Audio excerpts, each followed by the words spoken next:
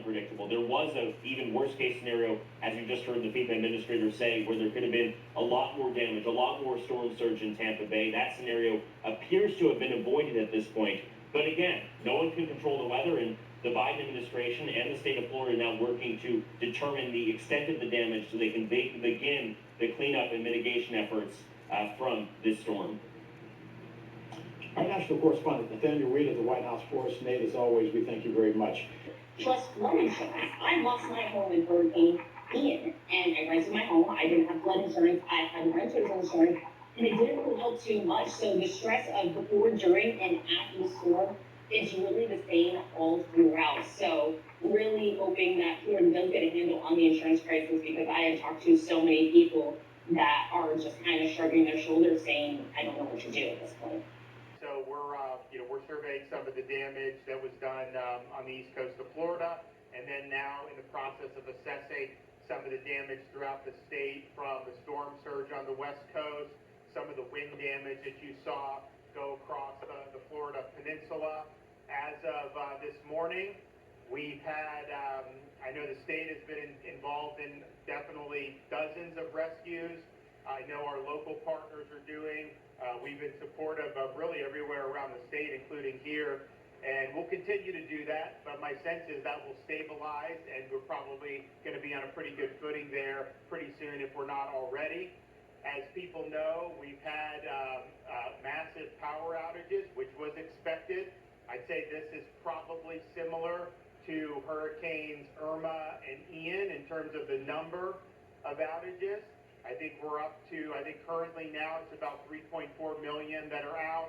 I think they've restored about 700,000 since the storm started. So just do the math, you're over 4 million have lost power since the start of this storm. Fortunately, Florida, we pre-staged 50,000 linemen throughout the state of Florida, and so those folks are going to work. And it's not as easy to do when you've just had Hurricane Helene. A lot of these linemen, there's still hundreds of thousands of people without power in North Carolina, Georgia, some of those states. You know, Helene in Florida, we did 2.4 million restorations in record time. That's not the norm. And so finding the linemen, given what they're doing now, we brought them in from as far away as California.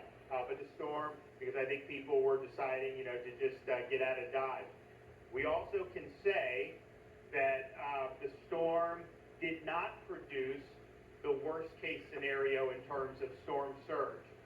If you remember, about 24 hours ago, maybe 36 hours ago, the fear was Category 4, strong 4, going into Tampa Bay, producing about 15 feet of storm surge.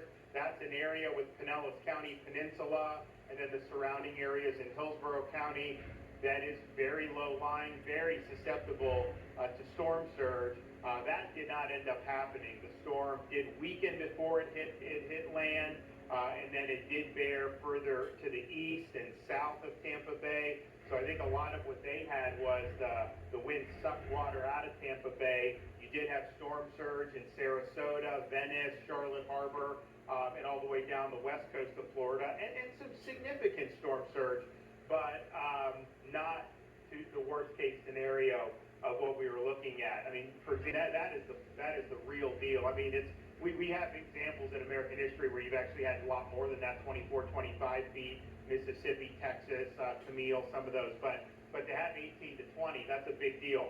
So doesn't mean there's not going to be a lot of damage, doesn't mean there's not going to be a lot we're going to have to contend with, but just in terms of what we were prepped for, I think that we probably have an abundance of resources. My sense is we'll probably be able to release a lot of the search and rescue resources that we've had on hand very soon. And then just get back to getting everybody back online with power, making sure the gasoline's flowing and everything. So all in all, everyone's done a good job up to this point. We got a lot more work to do, and I'll let Kevin come in and say a few things.